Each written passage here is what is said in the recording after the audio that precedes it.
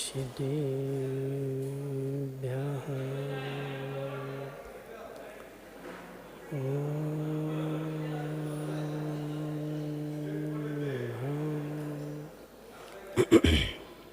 सिद्धेभ्यः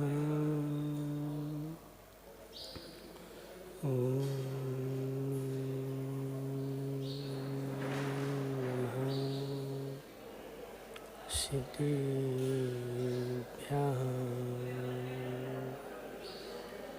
तज्जयति परं ज्योति समं समस्तैरनन्तपर्यायै दर्पणतले विसकला प्रतिफलति पदार्थमालिका यत्र नमो अरिहन्ताणं नमो सिद्धाणं नमो वैरियाणं नमो वज्रायाणं नमो सव्यसाहं। पंच परमेष्ठी भगवान की अनंत अनंत सिद्ध परमेष्ठी भगवान की 1008 देवादेवाश पूज भगवान की 1008 देवादेश पारसनाथ भगवान की आचार्य भगवान अमृतचंद स्वामी की आचार्य भगवान विद्यासागर जी महाराज की आचार्य भगवान विशुद्ध सागर जी महाराज की आचार्य भगवान विभव सागर जी महाराज की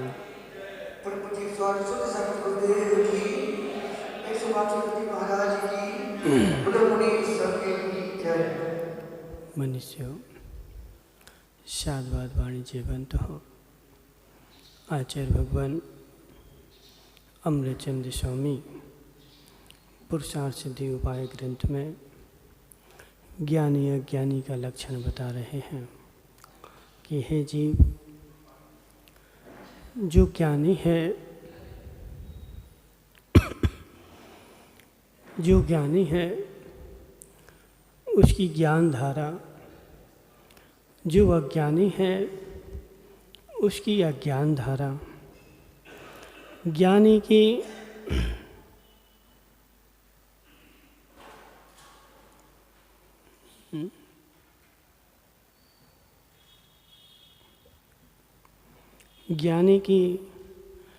ज्ञान धारा मस्तिष्क में निरंतर चलती रहती है और अज्ञानी के अज्ञान धारा चलती रहती है।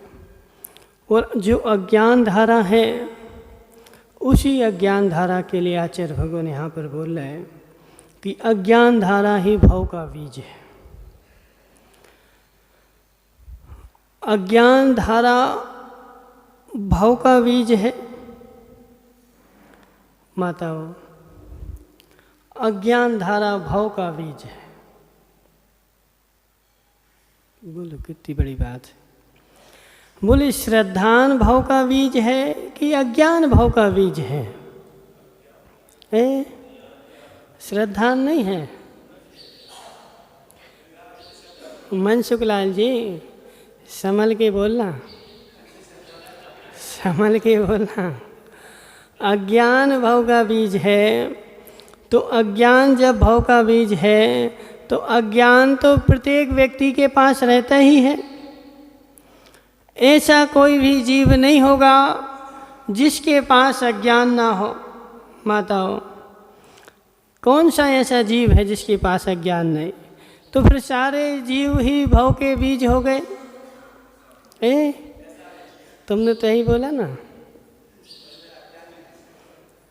अज्ञान, सुनो हृदय मुंगाणिया, बड़े संभल के सुनना।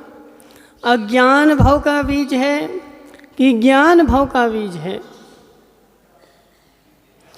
अज्ञान यदि भव का बीज होता तो अज्ञान तो ढका हुआ है ना। ज्ञानावरण का जितना क्षयोपशम हुआ। सुदीप भाई, तुम्हारे मित्र कहाँ गए? हाँ,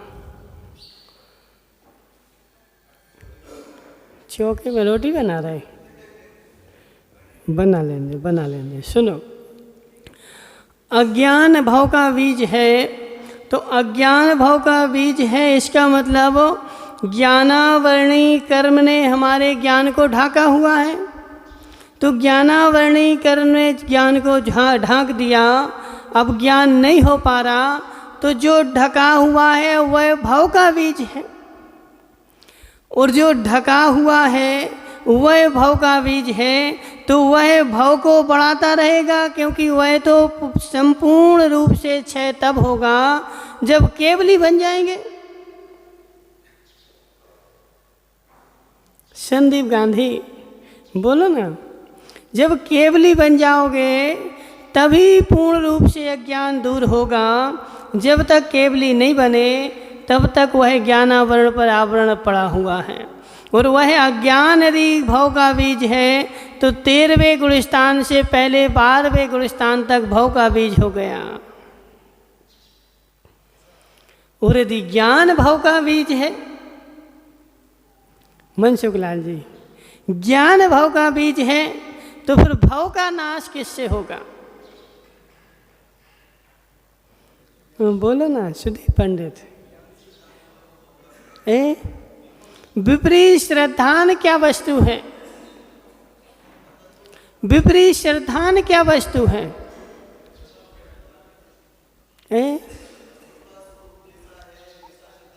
देखो, यह परिभाषा तो हम अनंत काल से समझते आ रहे हैं। समझ रहे ना? यह परिभाषा कीर्तेश भाई अनंत भाव से समझते आ रहे हैं कि वस्तु जैसी है उसका वैसा श्रद्धा नहीं करना मिथ्या दर्शन है। आखिर में वस्तु है कैसी? आखिर में वस्तु है कैसी?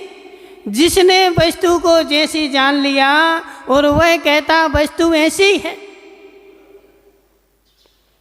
कोई भी व्यक्ति ये नहीं बोलता कि मैंने जैसी जानी है वैसी नहीं है। प्रत्येक व्यक्ति हुकावत जी, संसार के जितने व्यक्तियों से मिलोगे सबने वस्तु को जाना है, और प्रत्येक व्यक्ति यह नहीं कहना चाहता कि मैंने असत्य जाना है। प्रत्येक व्यक्ति ने सत्य जानी है। यदि सबने सत्य जान ली है तो फिर असत्य क्या है? वस्तु का विपरीत श्रद्धान क्या है? हितेश मुंगाणिया, वस्तु का विपरीत श्रद्धान क्या है? आज तक एक भी पागल ने ऐसा नहीं बोला माताओं कि मैं पागल हूं। एक भी पागल ऐसा नहीं बोलता। संदीप गांधी, एक भी पागल नहीं बोलता। आगरा में, मथुरा में पागल खाने में चले जाना, उससे मिलना तुम, वह जेल में भी बंद है, लेकिन वह यही कहेगा कि ये मुझे पकड़ के रखे हैं, ये सब पागल हैं, मैं ही होशियार हूँ। समझ रहे ना? ऐसी उन पागलों की दशा नहीं है। ऐसी प्रवीण पारसोलिया जी, ऐसी हम सबकी भी ऐसी दशा है। कोई भी व्यक्ति यह नहीं मानना चाहता कि मैंने जो जाना है वो सत्य नहीं है। प्रत्येक व्यक्ति अपनी बात को लेकर के घसीट रहा है। पागलों की भीड़ है। हितेश मुंगाणिया, संसार जो है वह पागलों की भीड़ है। पागलों की भीड़ जब इकट्ठी होती है पिंटू भाई, पागलों की भीड़ जब इकट्ठी होती है तो संसार का जन्म होता है, और जब ज्ञानियों की भीड़ इकट्ठी होती है तो मोक्ष मार्ग का जन्म होता है। बहुत कठिन। अज्ञान यहाँ पर आचार्य भगवान ने क्या बोला?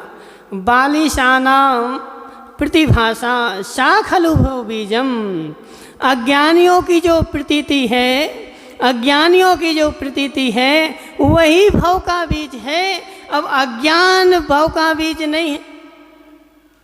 अज्ञान भव का बीज हो जाए तो ज्ञानावरण का आवरण तो रहता ही रहता है, तो 12वें गुणस्थान तक भव का बीज हो जाएगा। लेकिन नहीं, पहला गुणस्थान ही भव का बीज है।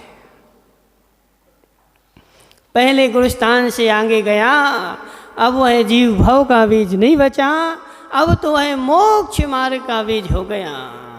माताओं, मोक्ष महल की प्रथम सीढ़ी, प्रथम सीढ़ी अजित भाई, प्रथम सीढ़ी सम्यक दृष्टि जीव को भी दौलत राम जी ने 6 ढाला में मोक्ष मार्ग की सीढ़ी पर चढ़ चुका है। वह मोक्ष मार्ग पर चलने लगा है, वह अब संसार मार्ग ही नहीं बचा।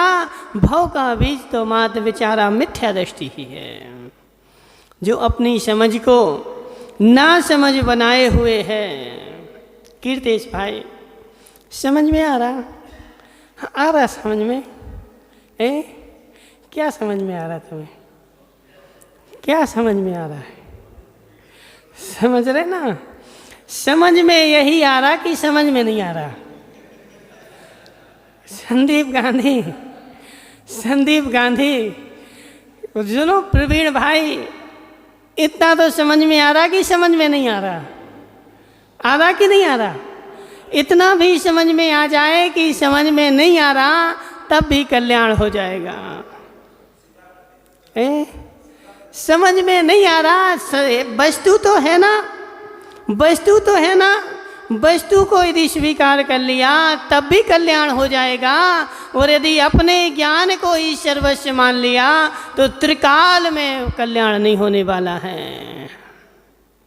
त्रिकाल में भी कल्याण नहीं होगा संदीप गांधी, त्रिकाल में भी कल्याण नहीं होगा। जी हुकावत जी, तुम क्या करके आ गए आज? ये बालों में क्या कर लिया तुमने? मेहंदी लगा के आए? नहीं आए? देखो उनके ऐसा लग रहा है जैसे ज्ञानी अज्ञानी बन रहा हो, ज्ञानी अज्ञानी बन रहा हो। सुनो, देखो अपने विषय पे आओ। बहुत सरल विषय है अजित भाई, लेकिन ध्यान से सुनना।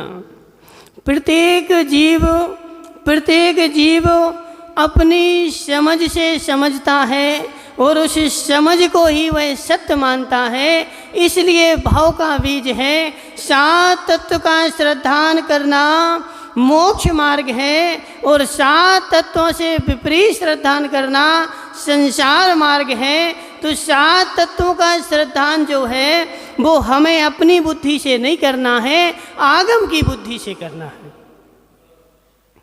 आगम में श्रीपाल पंडित जी, अपनी बुद्धि को आगम से मिलान कर लो, अपनी बुद्धि को आगम से मिलान कर लो। अब बेचारे आगम तो पढ़ा नहीं है, आगम तो जाना नहीं है। अब बेचारे क्या करते हैं कि आगम को भी समझते हैं तो अपनी बुद्धि से समझते हैं। सुदीप पंडित जी, अब तुमने अभी पूरा तो आगम पढ़ा नहीं है। अब तुम पढ़ाने बैठोगे, समझाने बैठोगे, अपनी बुद्धि से उस आगम को समझाओगे, उस आगम की खिचड़ी पक जाएगी।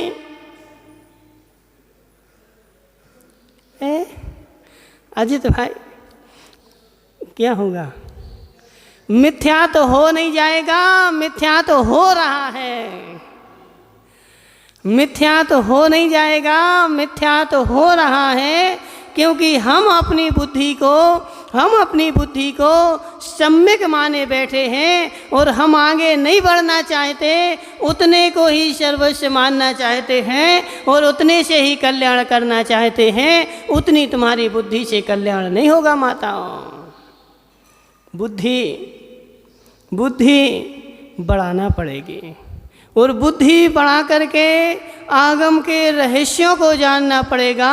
और आगम के रहस्यों को जब जानोगे, जब तुम्हें समझ में आएगा कि ज्ञान क्या चीज़ है और अज्ञान क्या चीज़ है। अभी ज्ञान और अज्ञान में अंतर ही नहीं आया। संदीप भाई, अभी ज्ञान और अज्ञान में अंतर ही नहीं आया। अभी ज्ञान की दृष्टि ही नहीं बनी। ज्ञान की दृष्टि बन जाए फिर चलना भिन्न चीज़ है और श्रद्धान करना भिन्न चीज़ है। कीर्तेश भाई, सम्यक दर्शन, सम्यक ज्ञान और सम्यक चारित्र, ठीक है ना। तो ज्ञान जो है वह सम्यक दर्शन भी है और ज्ञान जो है सम्यक चारित्र भी है। ज्ञान बिना सम्यक दर्शन नहीं और ज्ञान बिना सम्यक चारित्र नहीं है। ज्ञान होगा तभी सम्यक दर्शन होगा, ज्ञान होगा तभी सम्यक चारित्र होगा। मात्र कहने से सम्यक चारित्र नहीं होने वाला। भानु प्रताप जी, कहने मात्र से सम्यक चारित्र नहीं होने वाला। सम्यक चारित्र के लिए तो सम्यक चारित्र को समझना पड़ेगा। और जब तुम्हारी वैसी कषाय का अनुदय होगा, हितेश मुगानिया हमने पढ़ा ना, बोले 4 कषाय का अनुदय हो गया, सम्यक दर्शन हो गया, 4 कषाय का और हो गया, बोले देश व्रत हो गए। तो कषाय के अनुदय से देश व्रत होगा कि व्रत लेने से कषाय का अनुदय होगा? बोलो ना मनसुख लाल जी, व्रत लेने से कषाय का अनुदय होगा कि अनुदय होने से व्रत होगा? बोलो कीर्तेश भाई, कीर्तेश भाई। जिस जीव का अनुदय हो जाए, जिस जीव का अनुदय हो जाए, वह बेचारा जीव मछली की तरह तड़पता है, मछली की तरह तड़पता है। जैसे मछली को पानी में से निकाल के माताओं बाहर डाल दो, वह मछली ऐसे तड़फड़ाती है कि मुझे यहाँ मत डालो, ले जाओ पानी में, मुझे पानी में जाना है। माताओं, अनुभव है? अनुभव है? नहीं है अनुभव। चलो तो दूसरा बताते हैं। माता, जब बच्चा 1 साल का बच्चा हो, वह माँ की गोद में बैठा हो और उस बच्चे को माँ की गोद से कोई उठा ले, फिर क्या होता है? क्या होता है? अजित भाई, इनको बताना। देखो, माताएं अनुभवशील हैं। माताओं बोलो, नीरा भाई।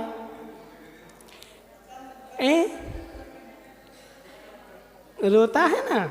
मात्र वह रोता नहीं है, मात्र वह रोता नहीं है, वह तड़पता है कि मुझे माँ की गोद में जाना है, मुझे नहीं तुम्हारे पास रहना है। ऐसे जिस जीव की कषायों का अनुदय हो जाए, वह व्यक्ति ऐसे तड़पता है कि मुझे तो व्रतों के पास जाना है, मुझे आप व्रत में नहीं रहना है।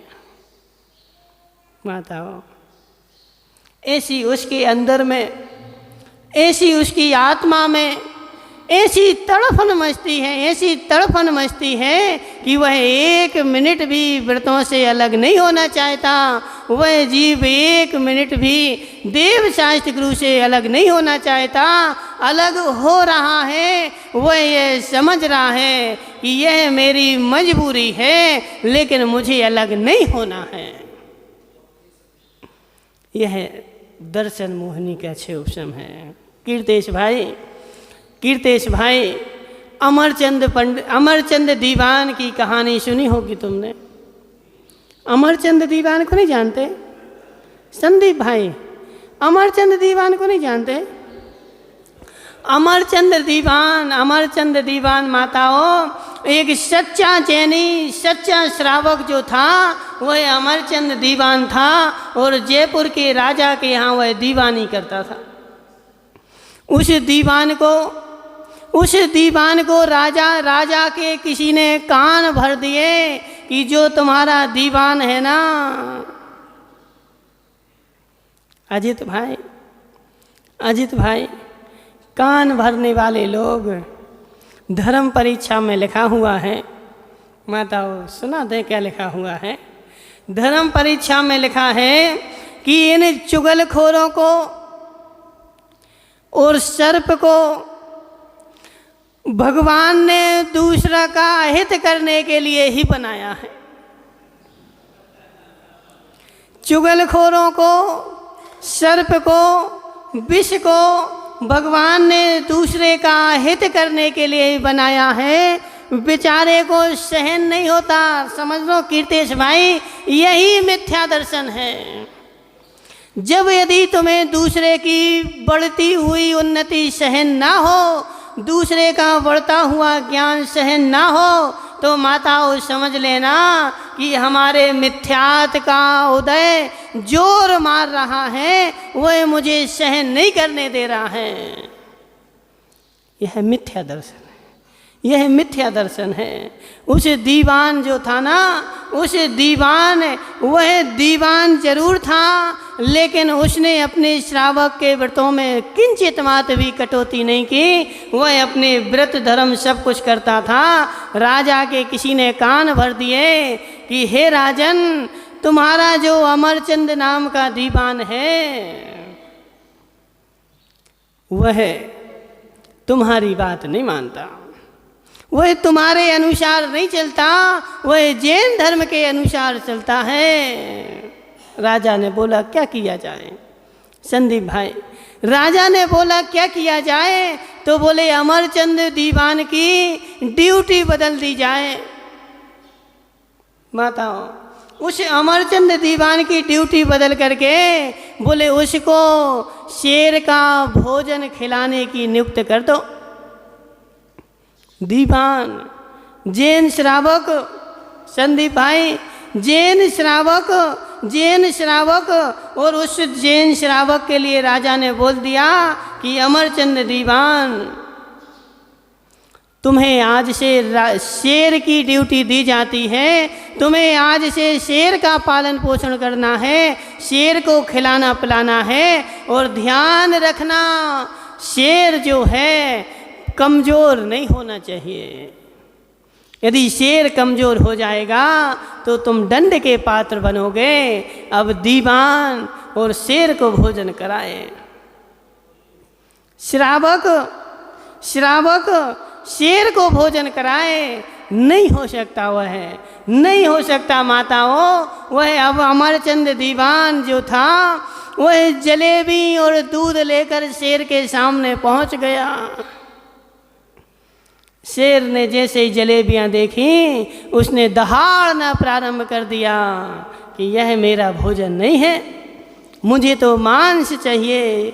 उसे अमरचंद दीवान ने, माताओं, अमरचंद दीवान ने एक तरफ जलेबियां रख दी और एक तरफ दूध रख दिया और बोला, हे शहराज, मेरे पास मात्र यही भोजन है। यदि तुम्हें अपनी पेट की भूख मिटाना हो तो यह प्राशुक जलेबियां तुम खा लो और दूध पी करके प्यास बुझा लो। और यदि मांस खाना हो तो मैं अमरचंद दीवान खड़ा हूँ। यदि मांस खाना हो तो तुम मेरा मांस खा सकते हो, और यदि प्राशुक भोजन करना हो तो जलेबियां खा सकते हो। मैं श्रावक जैन धर्म को पालने वाला, मैं दूसरे प्राणियों का मांस काट कर तुम्हें नहीं दे सकता, नहीं दे सकता। संदीप भाई देखो उस जीव को जिसकी कषायों का अनुदय हो चुका है, उपशम हो चुका है, कि वह अपने प्राण तो न्यौछावर कर सकता है लेकिन दूसरे के प्राण नहीं ले सकता है। ऐसे भाव बनते हैं कब? जब कषायों का अनुदय हो जाए, कषायों का अनुदय हो जाए और मात्र व्रत ले लो। और व्रत लेकर के निर्मल भाई बोले, हम तो 7 प्रतिमाधारी हैं और 7 प्रतिमाधारी हैं बेचारे, और वह तेल खा रहे। कौन सा तेल? जो बाजार में जीवों का खून, पीप, मांस सब तेल निकाल करके उस तेल निकाल दिया और वो तेल खा रहे। अब बोले हम तो प्रतिमाधारी। वह दीवान तो वह क्या बोल रहा कि प्राण चले जाएं तो चले जाएं, लेकिन मैं दूसरे के प्राण नहीं लूँगा। अब तुम क्या बोलो कि महाराज क्या करें हम? तो तुम अभी प्रतिमाधारी नहीं हो, तुम अभी मजबूर हो, मजबूर हो, अभी मजबूत नहीं हो माताओं। जो बाजार का तेल है, बाजार का तेल है, वह प्रतिमाधारी नहीं खा सकता। अजित भाई खाते तो नहीं हो? प्रतिमाधारी बाजार का तेल नहीं खा सकता। बाजार के तेल में माताओं क्या रहता है? हुकावत जी सुन लो जरा, सुन लो जरा। तुम जो अनाज भेजते हो फैक्ट्री में, सोयाबीन भेज दिया, उसमें कीड़े हो गए, उसमें इल्लियाँ हो गई सारे, और वह फैक्ट्री का मालिक वह छन्ना लेकर के छानने बैठता है। की कहावत जी, वह छन्ना लेकर के छानने बैठेगा, वो फिर उसमें तेल निकालेगा और वह फिर तुम्हें कीपी का भर भर के देगा। संदीप भाई, कोई वो छानने नहीं बैठ रहा है, वो सारे के सारे इल्ली और कीड़े, बोले जितने कीड़ा और आ जाए सो और अच्छी बात है, तेल ज़्यादा निकलेगा। अजित भाई समझो बात को, जितने कीड़ा अधिक हो जाएंगे अनाज में उतना ज़्यादा तेल निकलेगा। वह सोयाबीन का तेल तो निकलेगा ही निकलेगा, उन कीड़ों का तेल और उसमें निकल के आ जाएगा। अब कीड़ों का तेल खा लो, कीड़ों का तेल खा लो संदीप भाई, और तुम्हारी आत्मा उस कीड़ों के तेल को खाने के लिए गवाही भी दे देती कि खा लो तेल, खा लो तेल। क्या करें, मजबूरी है। ऐसी मजबूरी नहीं है, ऐसी मजबूरी नहीं है अजित भाई, ऐसी मजबूरी नहीं है। वह सच्चा श्रावक जो होगा वह निवाला तो उसके गले से नहीं उतरेगा। किसी गले से उतर जाए जो जीवों के मांस का रस उसमें चूड़ करके आ गया है, और वह निवाला माताओं गले से कैसे अंदर जाएगा? और यदि अंदर जा रहा है तो समझ लेना अभी हमारी कसाय का उदय चल रहा है, इसलिए हम मस्त हैं। नहीं, आहार संज्ञा की उपमा मत दो निर्मल भाई, आहार संज्ञा अलग चीज़ है, यहाँ आहार संज्ञा को नहीं जोड़ो। आहार संज्ञा अलग चीज़ है। जे तो मात्र कसाय का उदय ही है, जो कसाय का उदय ऐसा जोर मार रहा है कि तुम्हें जान करके भी, कीर्तेश भाई, जान करके भी कि इस तेल में इतने जीव हैं और फिर भी तुम्हारी आत्मा गवाही दे दे कि चलो खा लो उसको, मतलब तुम्हारी कसाय अभी तीव्र चल रही हैं। अभी कसाय बदामी लाल जी, अभी कसाय मंद नहीं हुई है, अभी कसाय तीव्र है। ऐसे बेचारे कितने लोग देखते हम। अजित भाई, अजित भाई, जिस चतुर्मास में जंगल जाओ, पग पग पर जीव ही जीव बिछे हुए, पूरे पग में जहाँ जाओ यदि एक नज़र छूट जाए तो जीव के ऊपर पैर पड़ जाए। ऐसे चतुर्मास में जीव घूम रहे हैं और बेचारे गाड़ियों पर घूम रहे हैं। गाड़ियों पे घूम रहे ना, गाड़ियों पे घूम रहे ना माताओं। गाड़ी का पहिया जब चलता है तो वह देख देख के चलता है। संदीप गांधी, गाड़ी का पहिया जब चलता है, पदम भाई तुम बांसवाड़ा घूमने चले गए, बोले घर में बैठे हैं शांति से, चलो बांसवाड़ा घूमे आए। अब तुम बांसवाड़ा तो घूमे आए, लेकिन तुम्हें ज्ञान है कि हमने क्या क्या कर दिया? ज्ञान है? नहीं है, अज्ञान दशा है माताओं। वह गाड़ी तुम्हारी यहाँ से बांसवाड़ा तक गई, कितने जीवों की हिंसा हो गई, और उस हिंसा को बदामी लाल जी तुम्हारी आत्मा गवाही दे रही है। तो समझ लेना कि अभी हमारी कसाय का अनुदय नहीं हुआ है, अभी हमारी अज्ञान दशा है, कसाय का उदय चल रहा है। उस सम्यक दृष्टि श्रावक की आत्मा गवाही नहीं दे सकती कि मैं गाड़ी में बैठूं, और गाड़ी में यदि बैठेगा भी तो वह प्रति समय अपने परिणामों को कोसेगा कि मेरी कैसी दुर्दशा है कि मुझे इतने असंख्यात जीवों की छाती पर पैर रख के और चलना पड़ रहा है। श्रीपाल जी, उस श्रावक की आत्मा अपने को कोसेगी, अपने को कोसेगी।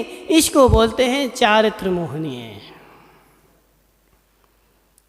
संदीप गांधी, इसको बोलते हैं चारित्र मोहिनी। उस चारित्र मोहिनी का अनुदय हो जाए, चारित्र मोहिनी का अनुदय हो जाए और एक भी जीव तुमसे प्रार्थना हो जाए। बोले हंस हंस के आ गए, बोले महाराज जी एक जीव की प्रार्थना हो गई, प्रार्थना हो गई।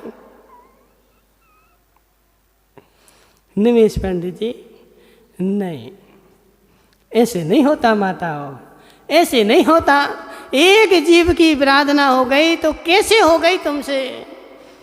तुम्हारा प्रमाद इतना तीव्र था कि एक जीव की भी प्रार्थना हो जाए तो आत्मा कांप उठती है, और फिर इतने अनंतों जीव प्रार्थना हो रही है, कोई असर नहीं पड़ता। किंचित मात्र भी, अजित भाई, किंचित मात्र भी असर नहीं पड़ रहा है। क्या मतलब है इसका? अभी कषाय तृप है, अभी कषाय तृप है, और कषाय तृप है। हो सकता है दर्शन मोहिनी का भी उदय हो। श्रद्धा नहीं विचारों को कि कहाँ कितने जीव हैं। एक एक पैर में अनंत जीवों का घात हो रहा है।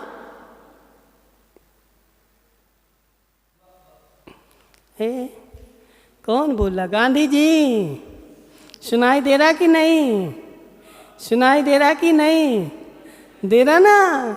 वह जो काई है ना, काई के एक अनंतवें भाग में भी अनंत जीव रह रहे हैं। सारे में काई लगी हुई है और उसको तुम कुचल के आगे पीछे हो रहे। कहाँ तुम्हारी अहिंसा पल रही? माताओं, कहाँ अहिंसा पल रही? और इसे बरसात में देखो ऐसे जीव होते हैं, इसलिए मूलाचार का दूसरा भाग भी पढ़ना चाहिए। मूलाचार के एक भाग में चारित्र का वर्णन है, तो दूसरे भाग में वर्णन है कि वह तुम्हारा चारित्र पलेगा कैसे। अजित भाई, तुमने चारित्र तो धारण कर लिया, लेकिन वह चारित्र पलेगा कैसे? तो मूलाचार का दूसरा भाग भी पढ़ना पड़ेगा। उसमें क्या लिखा हुआ है कि ये जो मिट्टी है ना, जो मिट्टी नीचे से उखड़ रही है, ऊपर आ रही है, वह मिट्टी अपने आप ऊपर क्यों आ रही? समझो माताओं, नीचे से पोली हो गई और ऊपर से अपने आप ऊपर आ रही, और जो मिट्टी ऊपर आ रही है, पोली होती जा रही है, वह मिट्टी गड़बड़ी हो चुकी है। उस मिट्टी में एक नहीं अनंत जीव उत्पन्न हो गए हैं, लेकिन दिखेगा तुम्हें एक भी नहीं। और उस मिट्टी के ऊपर तुम जैसे ही पैर रखोगे, अनंत जीवों का घात हो जाएगा।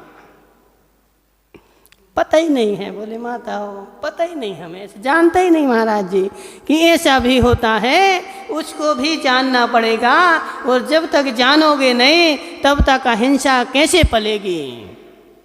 अजित भाई, तुम्हें पता ही नहीं है। दुकान में गए, गुड़ की फट्टी जो थी, गुड़ निकाल लिया और फट्टी ऐसे ही डाल दी। वह महीना भर फट्टी डली रही, उस फट्टी में अनंत जीव उत्पन्न हो गए, और तुमने ला करके उसका पुलंदा बांध दिया, सब के सब मर गए। यदि माता देखो, व्रत पालना है तो ज्ञान भी होना चाहिए। ज्ञान होगा तभी तुम्हारा व्रत जो है नृत्यचार रूप से पलेगा। अब ज्ञान ही नहीं है तो आचार्य भगवान क्या बोल रहे हैं कि बलिशानाम प्रतिभाषा सा खलु बीजम, वह अज्ञानियों की प्रतीति भव का बीज है। अजित भाई देख लो, पुस्तक नहीं तुम्हारे पास? संदीप को दे दी, इतनी सारी तो थी पुस्तकें। समझो समझो, यहाँ पे क्या लिखा हुआ है कि अज्ञानियों की प्रतीति सा खलु भव बीजम, वह ये इन अज्ञानियों की प्रतीति खलु का बीज है। इन अज्ञानियों की प्रतीति ज्ञानावरण के क्षयोपशम से जो अज्ञान है वह अज्ञान भव का बीज नहीं है। जो तुम जान जान के देखो, हमने ऐसे ऐसे भी जीव देखे निमेश पंडित जी, ऐसे ऐसे भी जीव देखे जो वृत्ति भी हैं, महावृत्ति भी हैं। अब उनको बताओ भी, हमें नहीं सुनना, हमें नहीं सुनना।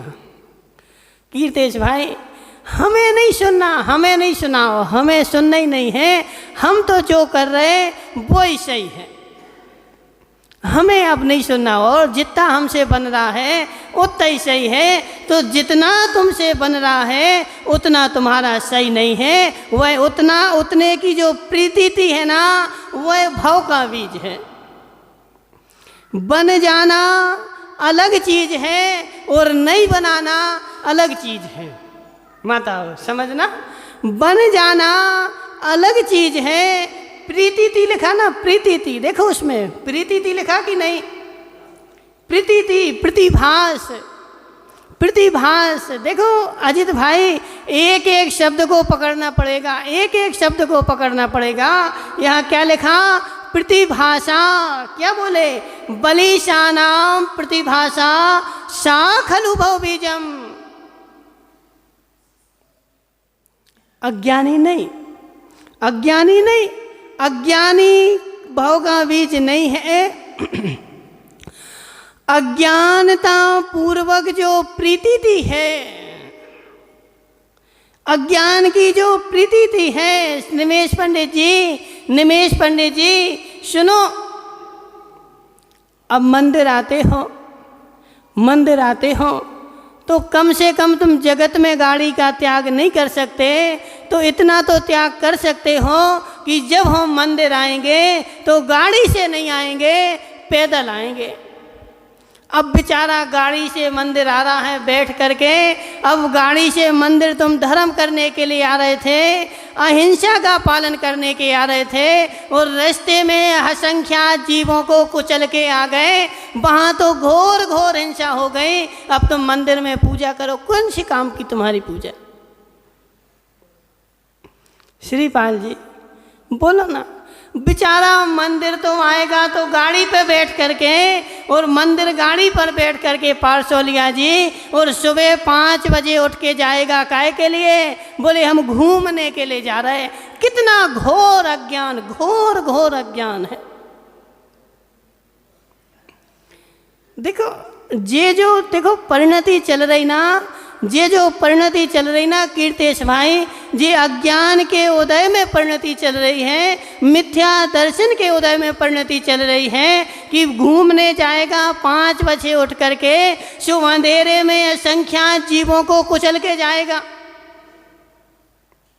और मंदिर आएगा दिन में, सो गाड़ी पर बैठ करके आएगा, सो असंख्यात जीवों को कुचलेगा।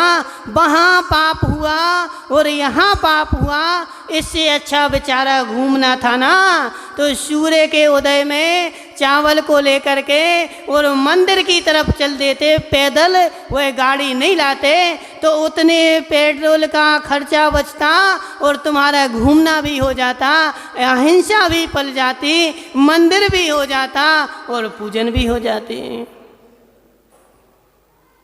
ज्ञानी, ज्ञानी का माताओं, ज्ञानी का जो सोच होता है ना, ज्ञानी की जो प्रतीति होती है वह ज्ञान धारा की ओर बढ़ती है, और अज्ञानी की प्रतीति जो होती है वह अज्ञान की ओर बढ़ती है। सुदीप भाई, सुदीप भाई, अब तुम्हारे पास पैसा है, पैसे के अहंकार में बोले हम तो बड़े आदमी, हम थोड़ी पैदल चल सकते। समझ रहे ना, हम तो बड़े आदमी, हम थोड़ी हम पैदल चलेंगे, कोई क्या कहेगा कि ये पैदल चल रहे थे। और पैदल के राग में बोले हम तो 100 का पेट्रोल डरवा लेंगे। सुनो, प्रवीण भाई पार्सल लिया, 100 का पेट्रोल और डलवा लेंगे, वह 100 का पेट्रोल तो डलवा लोगे, लेकिन दृष्टि ले जाओ कि वह पेट्रोल आता कैसे है।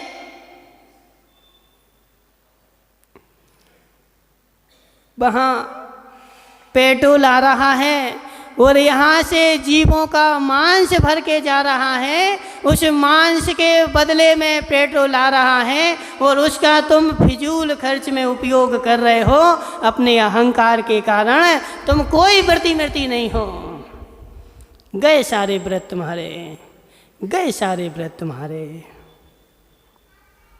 कीर्तेश भाई समझो, जब तक ज्ञान नहीं होगा, जब तक ज्ञान नहीं होगा तब तक चारित्र भी नहीं फलेगा। यदि तुम पैदल चलोगे हुकावत जी, घर से पैदल मंदिर आ जाओगे तो तुम्हारा क्या बिगड़ जाएगा। इतने बेचारे जीव जो मांस भर भर के जा रहा है, उतना तुम पेट्रोल कम खर्च करोगे तो उतने जीवों के प्राण तो बचेंगे। भानु प्रताप जी समझ जाओ, समझ जाओ। अंदर से जब कषाय का अनुदय होता है तो आत्मा ऐसी जोर मारती है कि तुम करते हुए भी नहीं कर सकते वैसे काम। भिन्न दशा। एक देखो, एक पर्याय धर्म होता है, एक द्रव्य धर्म होता है। मनसुख लाल जी पढ़ा कि नहीं पढ़ा है? पर्याय का धर्म भिन्न है, द्रव्य का धर्म भिन्न है। जो द्रव्य के धर्म को जान लेगा उसकी आत्मा पर्याय के धर्म में लीन नहीं होगी। पर्याय के धर्म में लीन होकर के द्रव्य के धर्म को तो टटोले ही नहीं और अपनी मनमानी करते रहे, बोले हम तो धर्मात्मा हैं। माताओं देखो, जो है सो है, उसको तो सुनना ही पड़ेगा। हम तो देखो तुम्हारे यहाँ सुनाने के लिए आए हैं। काहे के लिए आए हैं? सुनाने के लिए आए हैं। तुम्हें सुनना तो पड़ेगा ही। अब वह तुम्हारी परिणति जैसी होगी सो तुम वैसा करोगे, लेकिन हम तो तुम्हें सुना देंगे कि वस्तु स्वरूप ऐसा है और ऐसा जब पालोगे तभी कल्याण की ओर बढ़ोगे। जब तक ऐसा नहीं पाल पा रहे तब तक कल्याण। संदीप गांधी इसलिए यहाँ पर क्या बोला गया कि बलिशानाम प्रतिभासा। जो प्रतिभास है ना, वह प्रतिभास भाव का बीज है। अज्ञानी का प्रतिभास भाव का बीज है और ज्ञानी का प्रतिभास जो है वह मोक्ष का बीज है। इसलिए ज्ञानी जैसे ज्ञान की ओर बढ़ता जाएगा उसका अज्ञान के साथ साथ मनसुख लाल जी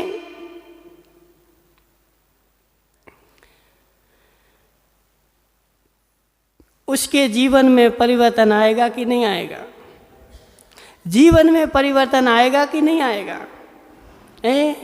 जैसे कषाय जैसे ही घटती जाती है, कीर्तेश भाई समझो, जैसे दर्शन मोहिनी का उपशम क्षयोपशम होता है, उस जीव को प्रति समय प्रतीति होने लगती है। किसकी? सत्य की प्रतीति होने लगती है और वह सत्य को नहीं कर पा रहा है, चल रहा है असत्य पर, लेकिन सत्य की उसको प्रतीति है और प्रति समय वह जानता है कि मैं जो कर रहा हूँ यह सत्य नहीं है, यह कल्याण रूप नहीं है। स्वीकार करने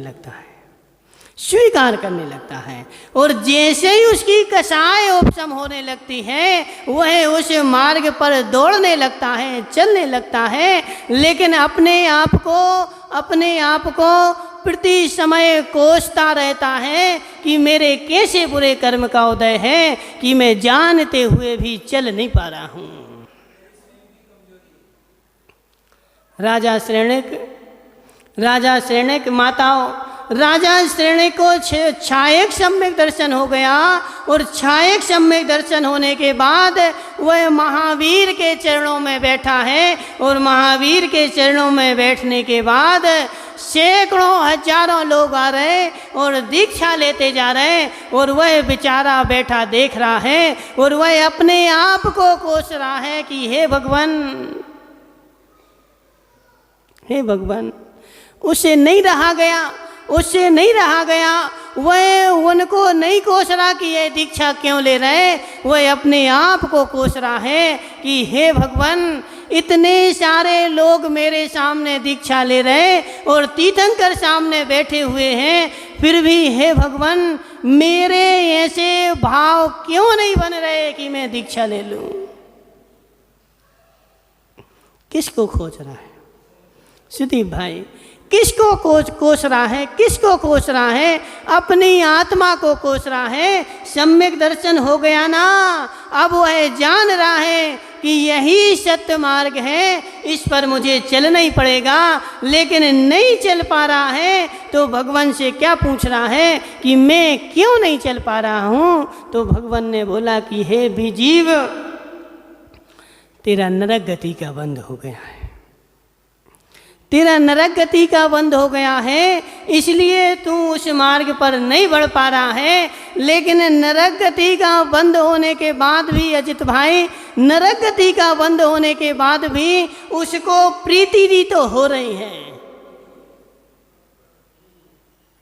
उसको प्रीति भी तो हो रही है कि सत्य मार्ग तो यही है और सत्य पर मुझे चलना ही पड़ेगा। नहीं चल पा रहा, यह मेरी कमजोरी है। लेकिन वह दूसरे को दोष नहीं दे रहा है, और यदि दूसरे को दोष दिया, दर्शन मोहिनी का उदय आ गया, दर्शन मोहिनी का उदय आ गया। प्रवीण भाई क्या हो गया? नहीं आ रहा समझ में? ऊपर ऊपर जा रहा है। प्रवीण भाई बोले महाराज जी क्या करें अब हम? राजू भाई डीजल वाले देखो जी, 2 शिफ्टों में बैठे ना, भारत पाकिस्तान की सीमा क्यों बना दें? एक बीच से लाइन खींची ना, जो भारत वाले हो गए, वो पाकिस्तान वाले सब पीछे पीछे बैठते जाएंगे। राजू भाई तुम भी अपने मित्र के पास बैठ सकते? नहीं बैठ सकते? बैठ सकते ना? तो मित्र के पास बैठने के लिए तुम्हारे लिए कोई रोक टोक नहीं है। अब यहाँ देखो, अज्ञानी की प्रतीति और ज्ञानी की प्रतीति, उस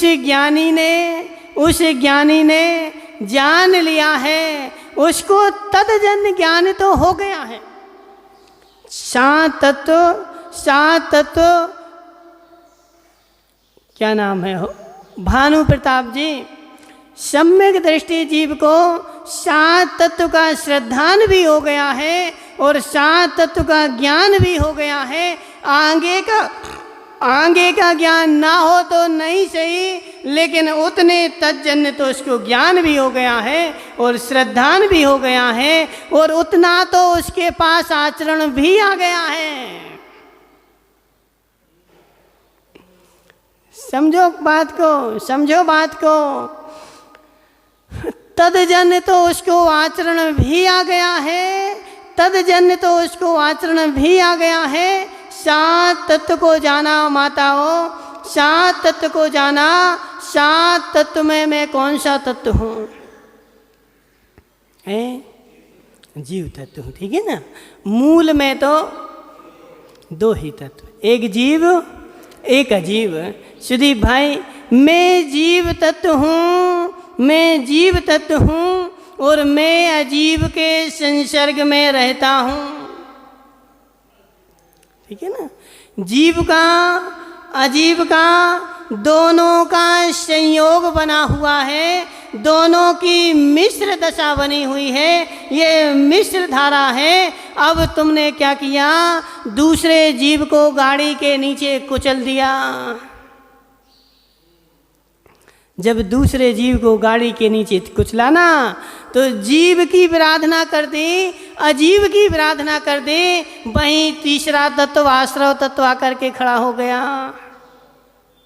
माता जीव की अजीव की आराधना कर दी ना, क्योंकि जीव जो था वो अब कोई बहुत सारे लोगों की ऐसी मान्यता रहती है, निमेश पंडित जी बोले जीव तो मरता ही नहीं है, जीव की तो प्रार्थना होती नहीं है, सो बेचारे जीवों को कुचलते जा रहे हैं। और जो कौन निर्मल भाई बोलेंगे उनकी तो आयु पूरी हो गई थी, समझ रहे ना, उन आयु पूरी हो गई थी, उस जीव को कुचल दिया, उस जीव को मार दिया, बोले उसकी तो आयु चली गई थी, आयु चली गई थी इसलिए वो मर गया। निर्मल भाई उसकी आयु गई हो चाहे नहीं गई हो, लेकिन तुमने अपने परिणाम खराब किए कि नहीं किए? परिणाम खराब किए बिना दूसरे जीव की हिंसा होती नहीं।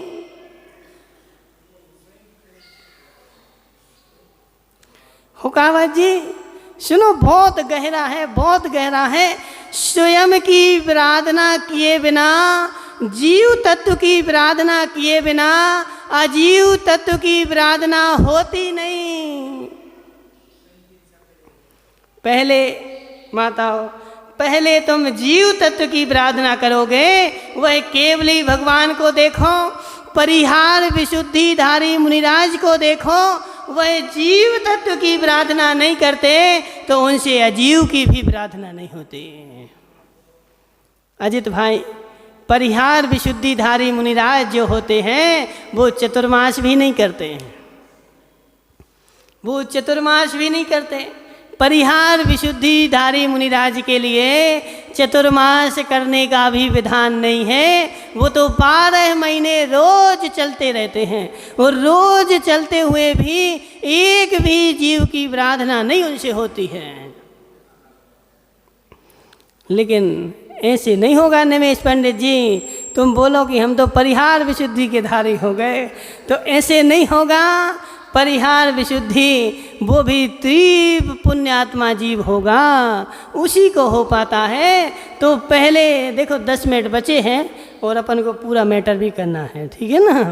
पहले जीव की प्रार्थना होगी, तब अजीव की प्रार्थना होती है। अब अजीव की प्रार्थना हुई कि नहीं हुई हमें पता ही नहीं है, भान भी नहीं है। वह बोल रहे कि वह तो प्रार्थना प्रति समय हो रही है। माताओं समझो, गहराई को समझो। जीव की प्रार्थना हो चाहे ना हो, हमें होने नहीं होने से कुछ भी मतलब नहीं है। मनसुखलाल जी, यदि तुम्हारे परिणामों में जीव की प्रार्थना चल रही है तो प्रति समय बाधक हो। तो क्या बोला माताओं, क्या बोला? देखो, इसीलिए त्याग का अलग महत्व रहता है और त्याग का अलग महत्व रहता है। उस जीव ने निहारो कि उस जीव ने 4 महीने बोले महाराज हम 4 महीने गाड़ी में नहीं बैठेंगे। क्या हुआ? क्या हुआ? तुमने सुदीप भाई दूसरे को देख करके नियम लिया कि जीव निज जीव तत्व को देख करके नियम लिया। माताओं, दूसरे को देख करके नियम लोगे कि ये गाड़ी में नहीं बैठते तो हम भी नहीं बैठेंगे, तो कार्यकारी नहीं होगा। निज आत्मा को देखो, आत्मा को देखो कि गाड़ी में बैठना ही जीव की प्रार्थना है। अजित भाई बोले शिखर जी की वंदना करने के लिए जाते हैं और कितने 2 बजे 3 बजे से बेचारे डंडा लिए और चल दिए वंदना करने के लिए। जो वंदना करने जा रहे जिसकी, वह तो वहाँ मिलेगा नहीं, लेकिन तुम्हारा निज का वंदनीय जो है वह बाधक अवश्य बन जाएगा। अजित भाई की आंखें खुल गई कि क्या बोल रहे हैं महाराज जी, क्या बोल रहे हैं महाराज जी? सुनो अजित भाई, तुम भरी बरसात में तीर्थ यात्रा के लिए निकल गए और आधी रात में निकल गए। उस एक एक सीढ़ी पर सैकड़ों जीव थे। वो डंडा लिया पटकते जा रहे और पैरों में वो कपड़ा बांध लिया। अब पता ही नहीं है कितने जीवों को कुचल के चले गए। कितने जीवों को तुमने उनमें कुचल दिया, कितने जीव मरण को प्राप्त हो गए। अब इनका तुम्हें बंद होगा कि नहीं होगा? तीर्थ यात्रा करना अलग चीज है, तीर्थ यात्रा करना, लेकिन तीर्थ यात्रा का निषेध नहीं है, लेकिन वह भी विवेक पूर्वक हो माताओं, विवेक पूर्वक हो। इसलिए हमने जो त्याग किया ना, उस निज आत्मा को तुम देखोगे तो वह त्याग करना नहीं पड़ेगा, वह त्याग हो ही जाएगा। तुम्हारी आत्मा गवाही नहीं देगी माताओं, तुम्हारी आत्मा नहीं गवाही देगी। भले अजित भाई गाड़ी लेके बैठे हो, चलो अम्मा नीरा भाई बैठ जाओ गाड़ी पे, हम तुम्हें घरे छोड़े देते हैं। नहीं, तुम तो पाप करने जा ही रहे हो और हमने तुम्हारा संयोग कर दिया, उस पाप के हम और भागीदारी बन गए।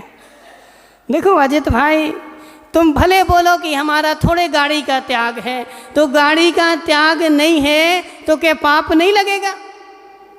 और गाड़ी का त्याग नहीं है और नहीं बैठोगे और पैदल जाओगे तो क्या पुण्य का बंध नहीं होगा? निमेश पंडित जी, देखो आजकल बहुत सारे लोग क्या बोलते हैं, पिंटू भाई जैसे बोले हमारा थोड़ी त्याग है। तो त्याग नहीं है इसका मतलब यह नहीं कि तुम जीवों का आराधना करते चलो। नहीं है त्याग, मान लिया हमने, श्रावक है, गाड़ी में बैठने का त्याग नहीं है, बेचारे मजबूर हैं कि गाड़ी का त्याग नहीं कर सकते, लेकिन जहाँ उपयोगिता नहीं है। अजित भाई आजकल ऐसी पद्धति चल गई कि बेचारे 1 नंबर भी जाएंगे तो गाड़ी पे बैठ के।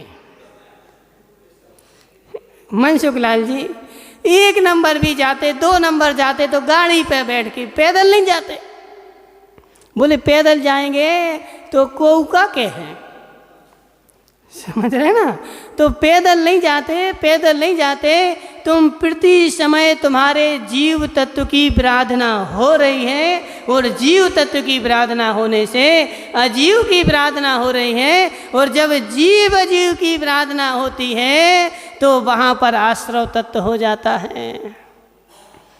आश्रव की आराधना हो गई माता, आश्रव की आराधना हुई तो आश्रव के बाद बंद की आराधना हो गई, और बंद की जैसे ही आराधना हुई तो जब बंद होगा तो संबर तो चला गया। मोक्ष के लिए कार्यकारी 3 द्रव्य ही उपादेय जब हमने बोले तो कौन सा? संबर, निर्जरा और मोक्ष, 3 तत्व उपादेय थे। अब जो उपादेय ग्रहण करना थे कौन को? आज संबर को, निर्जरा को ग्रहण करते तब मोक्ष मिलता। अब तुमने आश्रव और बंध को ग्रहण कर लिया तो संबर तो चला गया और निर्जरा भी चली गई, और जब संबर निर्जरा गई तो मोक्ष भी चला गया, और मोक्ष चला गया तो 7 तत्व का श्रद्धान भी चला गया। ऐसे 7 तत्व हैं माता, ऐसे 7 तत्व हैं, और ऐसे 7 तत्व का जो श्रद्धान करेगा वह सम्यक दृष्टि कहलाएगा, वह दर्शन मोहिनी के उपशम 6 उपशम वाला कहलाएगा। अब बोले जीव अजीव आश्रव बंध संबर निद्रा मोक्षास तत्वम, हो गए सम्यक दृष्टि, हो गया सम्यक दृष्टि। ऐसे सम्यक दर्शन कीर्तेश भाई, ऐसे दर्शन मोहिनी का उपशम 6 उपशम नहीं होता है। पहले 7 तत्व को जानो, और 7 तत्व की कैसे कैसे हम आराधना करने में लगे हुए हैं, उन 7 तत्व को पहले जानो। और जो पूरा नहीं मान सकते तो तुम अपनी योग्यता अनुसार तो कर ही सकते हो। अजित भाई तुम पूर्ण रूप से आश्रव बंध को नहीं रोक सकते, लेकिन जितनी तत्प्रायोग। इसलिए सुदीप भाई तुम ऐसे नहीं पूछेंगे, किससे पूछेंगे? हाँ, माता बागी दौरा वाली अम्मा, उसमें आया था ना कर्मकांड में कि 116 प्रकृतियों की उत्कृष्ट स्थिति बंध मिथ्या दृष्टि जीव तत्प्रायोग संकलेश परिणामों से करता है। अजित भाई, हम मन से नहीं बोल रहे, हम मन से नहीं बोल रहे।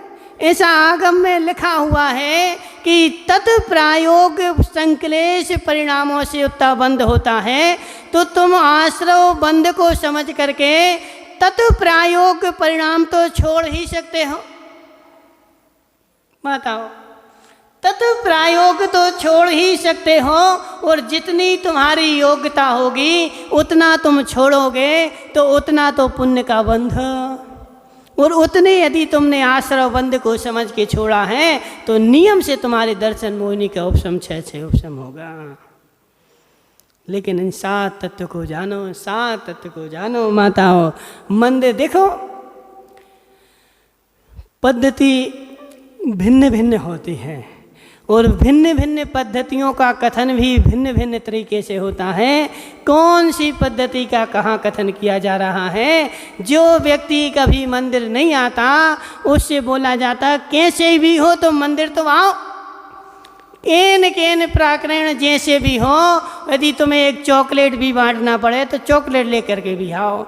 लेकिन जब वह मंदिर आने लगे तो फिर उसको आगे की प्रोसेस भी बताई जाती है।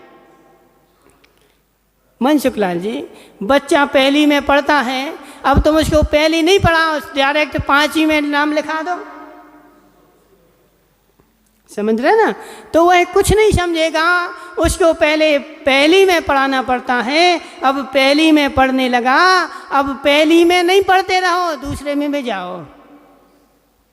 सुदीप भाई, अब वह बच्चा यदि पहली में पढ़ता रहे जिंदगी भर, प्रवीण भाई, तो क्या होगा उसका? यदि जिंदगी भर बच्चा पहली क्लास ही पढ़ता रहे तो क्या होगा उसका?